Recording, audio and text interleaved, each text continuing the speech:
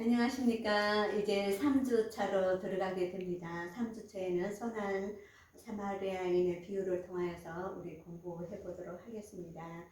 한 율법 교사가 예수님께 다가와 어떻게 해야 영생을 얻을 수 있는지를 묻습니다. 그럴 때 예수님은 하나님을 사랑하고 내 이웃을 사랑하라 두 계명을 주시죠. 그러면서 놀랍게 사마리아인의 비유를 말씀해 주시고 있습니다. 하나님을 사랑하고 살면서 이웃을 사랑하고 산다면 그것이 이 말씀 전체에 요약이 될 수가 있는데요. 하나님을 사랑하는 데서부터 이웃을 사랑할 수 있는 힘과 능력을 기를 수 있죠. 그래서 우리가 정말 사는 것처럼 사는 구원의 삶, 생명의 삶을 이 땅에서도 사는 것이 하나님의 그 사랑의 물결이 우리에게 흘러와서 우리의 삶 속에 그것이 녹아져서 흘러갈 수 있다면 얼마나 좋겠습니까? 선한 사마리아인의 비유에서요, 영생을 얻는 것이라고 여기 이제 나와 있는데, 율법 교사가 이렇게 질문을 하지 않았는데요. 어떻게 하지 않았냐면, 영생은 무엇입니까? 라고 질문을 하지 않았어요. 영생은 만약에 질문을 했다면 이렇게 말씀하셨을 거죠. 하나님을 사랑하고 그가 보내신 아들 예수 그리스도를 아는 것이 영생이다. 예수 그리스도의 세계를 아는 것에서 또 존재가 우리 가운데 들어와서 아는 것이 그냥 지식적으로 아는 것이 아니라 그 하나님의 영, 예수 그리스도의 영, 성령으로 우리가 그분을 알고 경험하는 삶을 사는 것이 영생이다라고 말씀을 해주셨을 거예요. 그런데 이 율법 교사는 어떻게 해야 영생을 얻을 수 있습니까? 라고 질문을 했어요. 어떻게 해야 죽어서 가는 나라까지 가는 영생의 삶을 살 수 있습니까? 이런 뜻이 아니라 그 1세기에는 어떤 뜻이 담겨 있냐면 정확한 것은요, 메시아가 이 땅에 오셨을 때 그 메시아가 속한 하나님의 나라에 있어서 내가 속한 자인지를 어떻게 압니까? 두 번째는 여기에는 이제 써있지 않지만 두 번째는 그거야. 메시아가 오셔서 이 모든 나라를 정비하고 모든 것들을 제 바로 잡았을 때 제가 그 안에 속한 자인지 어떻게 확인할 수 있습니까? 라고 질문을 한 것입니다. 그럴 때 예수님은 영생이란 너가 어떻게 하나님의 나라를 쓸 수 있는지를 확인하는 것은 그 아까 말씀드린 것처럼 하나님을 사랑하고 너가 이 땅에서 만나는 사람, 가까운 이웃, 너와 함께하는 모든 자들을 사랑하고 산다면 그것이 하나님의 나라를 너의 마음 속에, 너의 가정 속에, 너의 직장 속에 그것을 이루면서 하나님의 나라를 경험할 것이라는 거죠. 그래서요, 이 선한 사마리아 비유를 통하여서 그러면은 이 하나님을 사랑하고 사람을 사랑하는 이것이 결국은 하나로 요약하자면 관계가 잘 되면 하나님의 나라를 너는 경험을 할 것이다. 이것을 말하고 있습니다. 그런 것 같아요.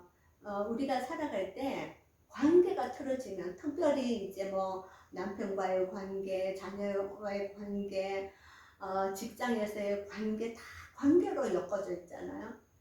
관계가 이렇게 틀어지면은 이 우리가 표현하고 있지만 우리 안에 있는 이 마음의 영적 상태, 마음의 상태 이것이 무언가가 굳어져 있고 무언가가 환하지가 않는 거예요. 그래서 이제 뭐 지옥과 같다, 뭐 내 삶의 상태가 지옥과 같다, 땅지 옥, 가두어진 옥, 그것이 뭐 죽어서 지옥이 아니라 이 땅에서도 지옥, 땅에서 그냥 뭔가가 갇혀 있는 것 같다라는 거죠.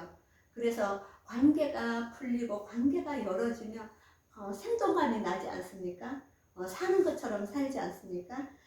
그렇게 관계, 하나님과의 관계, 이웃과의 관계, 내가 누리는 삶의 관계가 물질론적인 관계도 잘 될 때 진정 하나님의 나라에 속한 자라는 것들을 증명할 수 있다, 이렇게 말씀을 해 주시고 있습니다.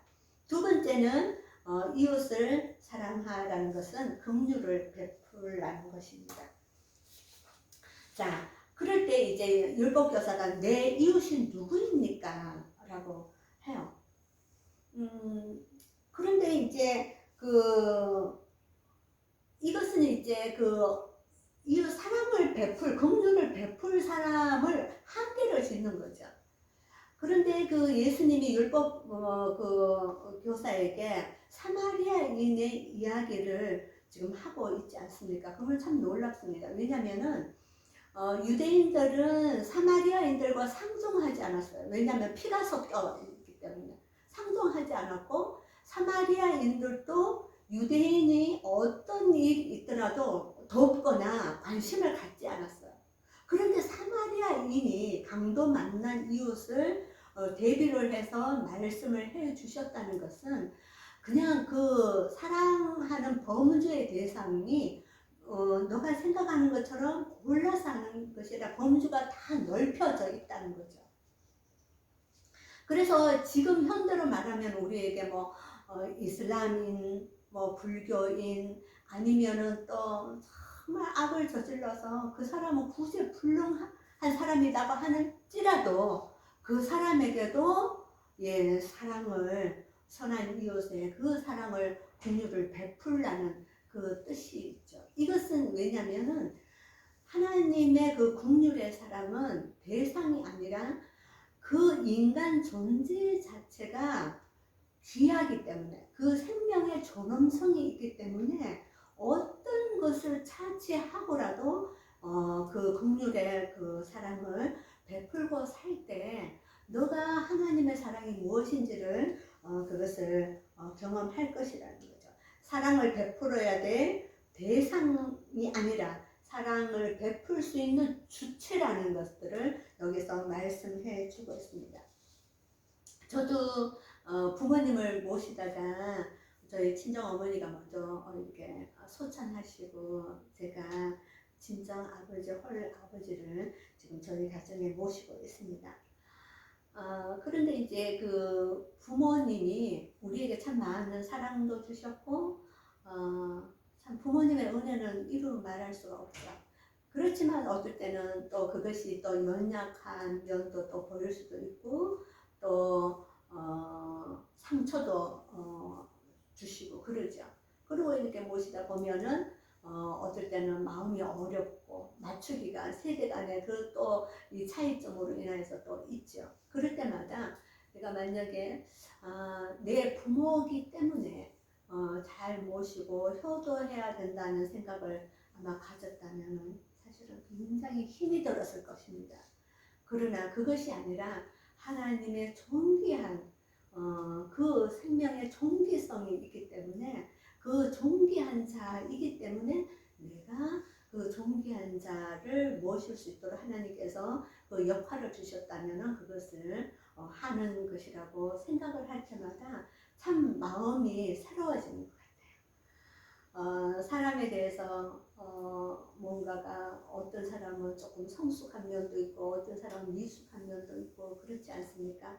아니면은 굉장히 여러 가지로 사람에게 존경받을 수 있는 사람도 있고, 그렇지 않고 자기 몫도 못하고 살아가는 사람, 남대문 지하에 상가에 가보면 널브러져 있고 서울역의 노숙자, 이런 것들을 볼 때 긍휼의 그 사랑이라는 것이 하나님의 형상을 닮은 인간의 살아있다는 존재 자체가 귀하기 때문에, 존엄하기 때문에 더 눈길이 가고, 또 함께 또 있어주고, 또 선을 또 이렇게 조금이나마 할 수 있지 않겠습니까? 그렇습니다. 범주의 사람들 사랑의 대상을 하는 것이 아니라는 것들을 우리 주님은 말씀하시고 있죠. 그것이 하나님의 나라라는 것입니다. 저는 이제 이것과 함께 하나님의 나라, 하나님의 사랑, 하나님의 긍휼하심을 참 조금이나마 여러분과 나눌 수 있는 것이 한 1, 2년 전에 그것들이 좀 생각이 났어요. 제가 어느 지방에 갔다가 급하게 또 서울로 올라와야 되는 급한 상황이 발생을 했습니다. 그래서 이제 고속버스를 타려고 갔더니 다 이렇게 매진이 되어 있는 거예요. 그래서 그렇지만 왜 이렇게 줄 이렇게 서 있으면 혹시 못 오시는 분이 있으면 또 대타로 그 자리에 이렇게 또 탈 수 있는 상황이 있기 때문에 줄을 이렇게 서 있지 않습니까? 그런데 보니까 뭐 다른 사람은 줄 서 있지도 않고 그래서 저는 이제 줄을 서 있었습니다. 빨리 가야 되기 때문에. 그랬는데 이제 그 기사분이 버스를 이제 운전하러 올라가시면서 저를 이렇게 보는데 제가 그랬어요. 제가 굉장히 지금 급한데 자리가 있으면은 좀 탈 수 있도록 해주세요. 그랬더니 지금 여기서 보니까 이제 차창으로 이렇게 보니까 출발 시간이 다 됐는데 자리가 몇 자리 있는 거예요. 그래서 탈 수 있을 것이라고 생각을 했는데 그분이 이제 말씀하시는 게 지금 여기서 몇 자리가 있지만 또 한 군데를 가서 거기에서 이제 정차를 해서 사람을 또 예매해서 태울 수도 있다. 그런데 지금 보니까 거기도 만석이다. 그렇게 얘기하시는 거예요. 그렇지만 당신이 한번 그렇게 급하면 내 운전석 옆에 내 보조 의자 있지 않습니까? 거기를 타고 거기까지 한번 가보자. 가봐서 거기서 혹시 캔슬한 사람이 있으면 당신은 서울까지 갈 수 있으니까 그렇게 가자 그럽니다.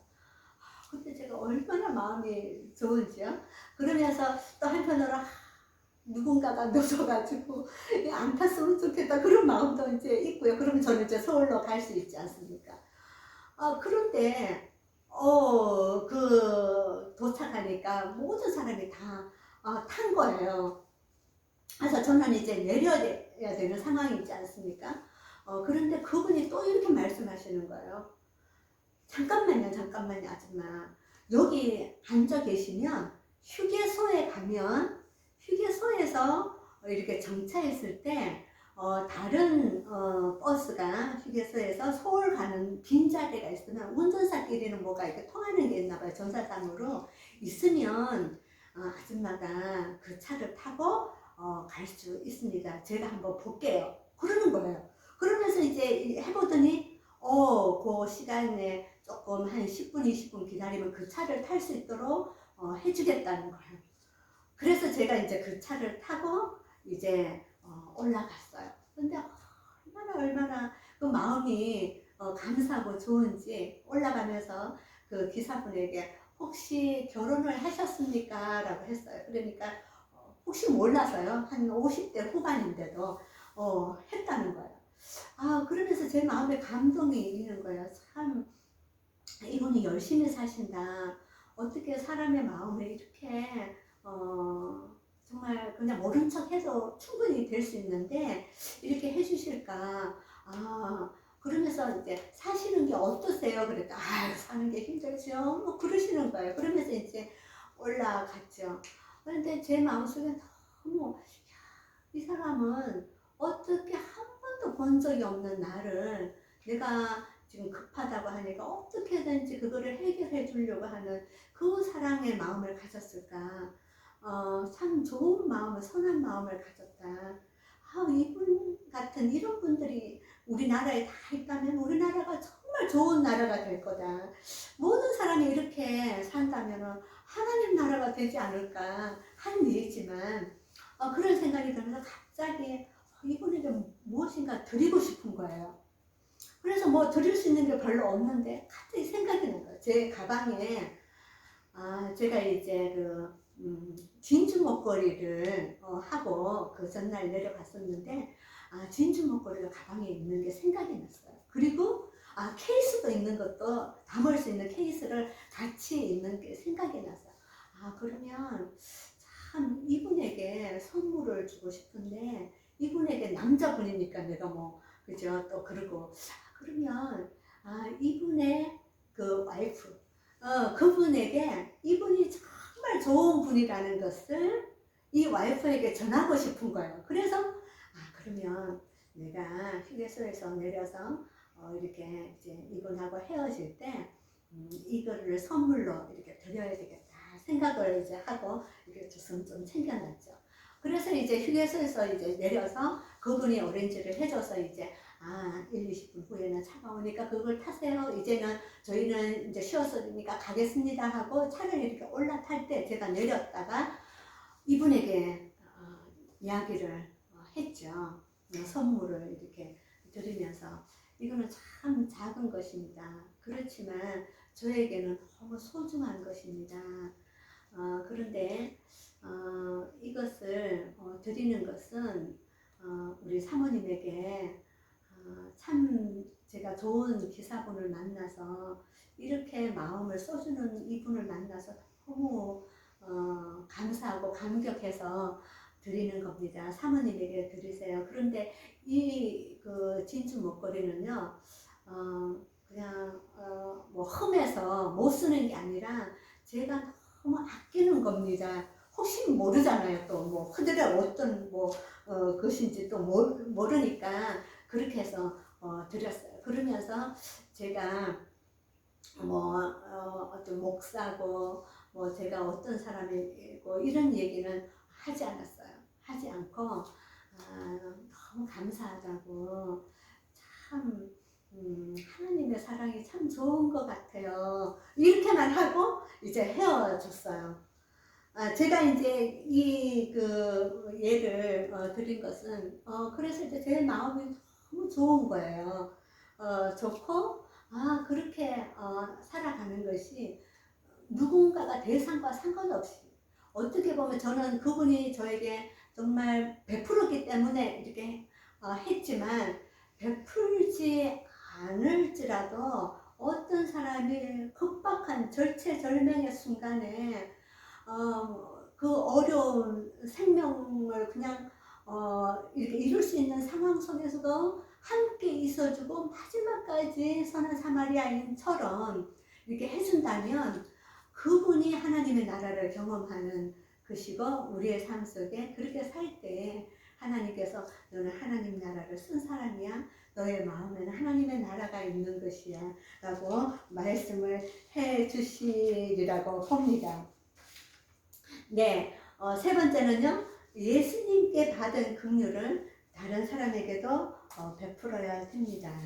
이것은 긍휼의 양을 채우라는 뜻이 아니라 그래 너가 하나님 나라를 쓰려면 말이야 이렇게 이만큼 긍휼하고 사랑하고 돕고 그렇게 하라고 우리에게 억압적으로 율법적으로 그러는 게 아니라 자비를 베풀 수 있는 인격을 갖추라는 뜻이죠. 그것은 어디에서 나오느냐? 나에게서 나오지 않죠.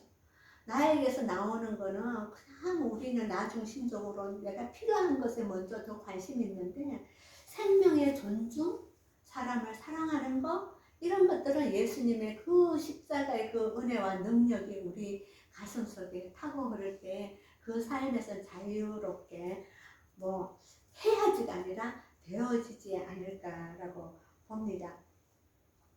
그래서 이런 것들을 보면서 이제 우리 성도들에게 좀 나누고 싶고 말씀드린 게 뭐냐면 너무 사랑하려고 하고 긍휼을 베풀려고 의무감을 가지고 해야지 하지 마시라고 말씀드리고 싶습니다.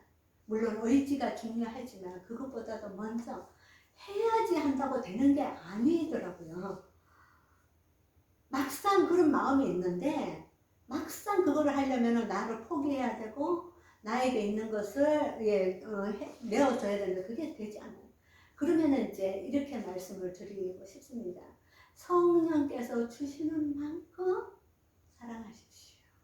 성령께서 주시는 만큼 긍휼을 베푸십시오. 그거죠. 그게 자연스러운 거예요. 뭐 웃으세요 한다고 웃으면 썩은 미소를 짓죠. 그렇지만 성령께서 주시는 미소가 있다면 그건 자연스러운 거죠. 그래요. 그러면 이제 사람들은 그래요. 아, 그래요. 그러면은 성령께서 주시는 만큼 그냥 사랑할게요. 그래서 시어머님을 사랑하는 것도, 아, 성령께서 나에게는 이만큼밖에 안 주셨어. 내 아내를 사랑하는 거, 아, 나 성령께서 나에게 이만큼밖에 안 주셨기 때문에 사랑할 거야. 또 우리 인간은 자기 중심으로 가요. 그런 뜻이 아니라 성령께서 주시는 사랑이 자연스러운 것이고, 그것보다 더 이렇게 나가야 되는 게 뭐냐면, 성령께서 주시는 만큼 사랑하는데요.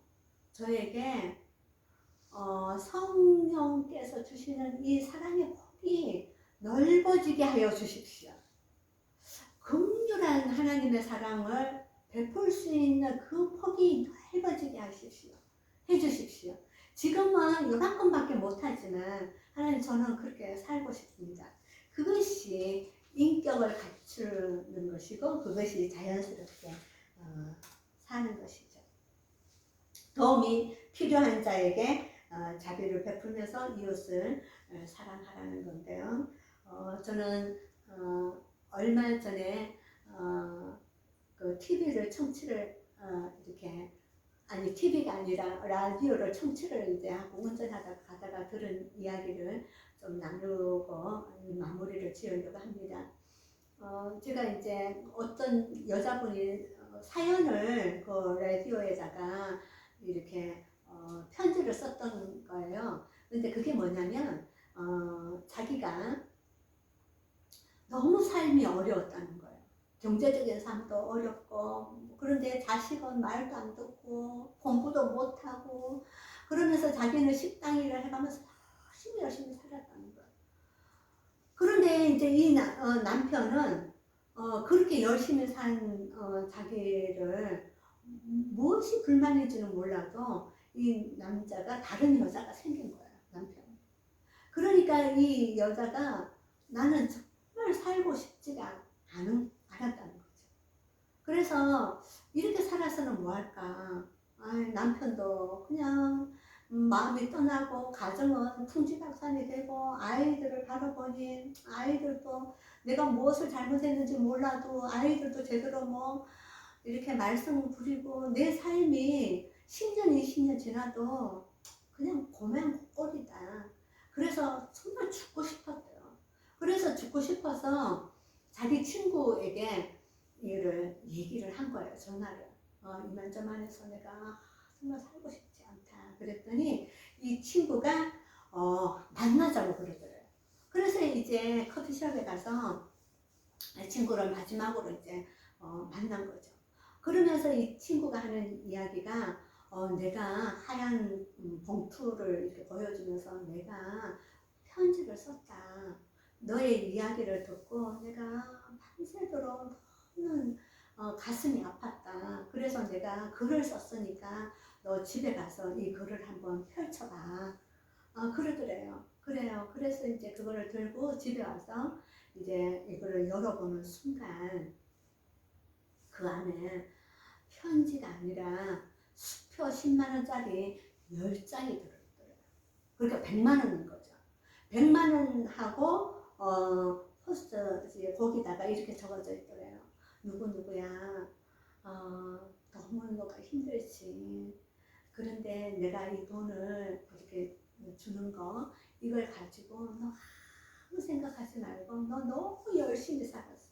너무 힘들게 살고 너무 한번 외식 한번 안 하고 너는 그렇게 살았는데 이걸 가지고 어디 가서 며칠 동안 아무 생각하지 말고 좋은 데서 좀 있고 맛있는 거 먹고 오라고 그 100만 원을 이제 준 거예요.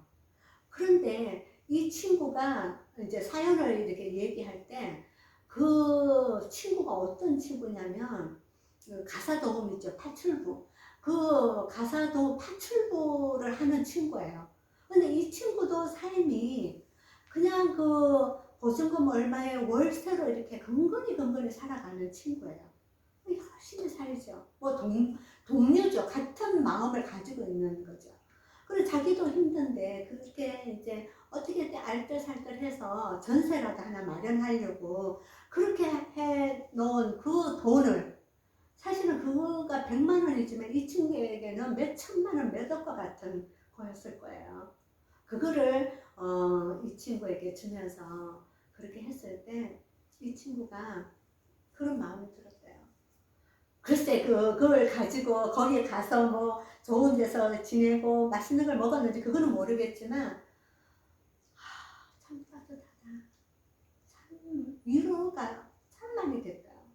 위로가 되면서 그래 이 친구도 이렇게 자기도 어려운데 이렇게 살고 있는데 살아봐야지 그러면서 이제 그 마음으로 감사의 마음으로 그것을 그 라디오에다가 이제 편지를 쓴 거죠. 자, 그렇습니다. 하나님의 나라, 우리가 가스펠 프로젝트를 하는데요. 이 전체 맥락은 뭐냐면 하나님의 나라예요. 하나님의 나라. 매 과마다 하나님의 나라를 말씀을 드릴 것입니다. 하나님의 나라는 하나님의 성품과 하나님의 속성이 잘 드러나는 것이 하나님의 나라잖아요. 그래서 이것처럼 우리가 그리스도인으로 하나님의 사랑을 가진 자, 그 주님의 성품을 그냥 연습하는 거죠. 담아서 우리의 삶 속에 조금이라도 그렇게 산다면 우리의 삶이 소소한 천국이 되지 않겠습니까? 그렇게 하나님, 제가 사람을 바라볼 때 너무 사람 등급 매기지 않고 그 사람의 행위에 따라서 이렇게 하지 않고 우리의 육신의 생각은 그럴 수밖에 없어요. 그런데 하나님께서는 그렇게 하지 않으시잖아요. 그러니까 그렇게 하지 않는 그 성품이 저의 성품이 되게 하여 주십시오. 우리가 기도하면서 그렇게 살아가면 참 좋겠습니다. 그래서 선한 사마리아인을 통해서 예수 그리스도의 십자가의 사랑으로 우리에게 보여주시는 거예요.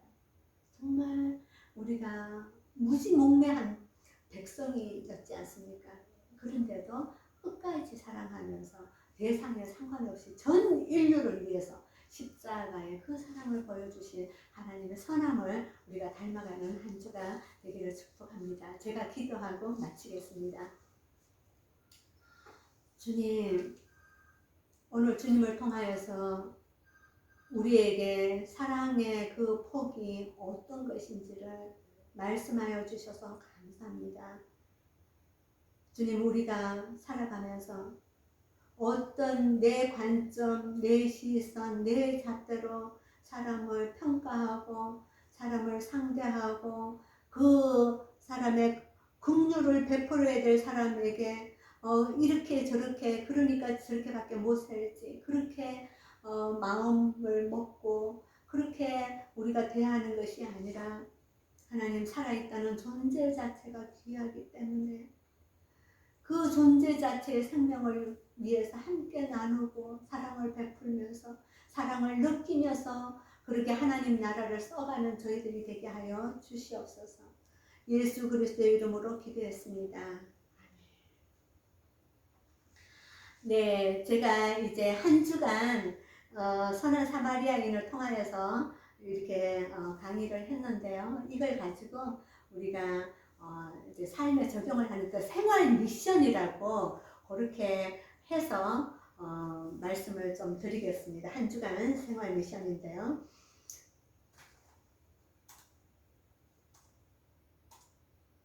하나님이 생각나게 하시는 누군가에게 하나님의 사랑을 전하는 것. 그것이 가족이 될 수도 있고요. 또 누군가를 만나는 사람이 될 수 있고요. 직장인이 될 수도 있습니다. 우리 공동체의 순식구들도 될 수가 있습니다. 하나님이 생각나게 하시는 분이 있어요. 정말 강도 맞은 그 사람처럼 자기 스스로 일어나지 못하는 사람, 정말 기도가 필요하고 관심이 필요하고 특별히 코로나로 인하여서 너무나 외로운 사람들 있지 않습니까? 생각나는 사람에게 전화 한 통 하고 생각나는 사람 함께 밥 한 번 먹고 코로나지만 1대1은 또 괜찮지 않습니까? 이렇게 건강만 체크하면 그렇게 해서 한 주간 살아가는 생활 미션 나누는 그 축복 있기를 축복합니다. 늘 주와 함께 강건하고 건강한 삶을 사시기를 축복합니다. 수고하셨습니다.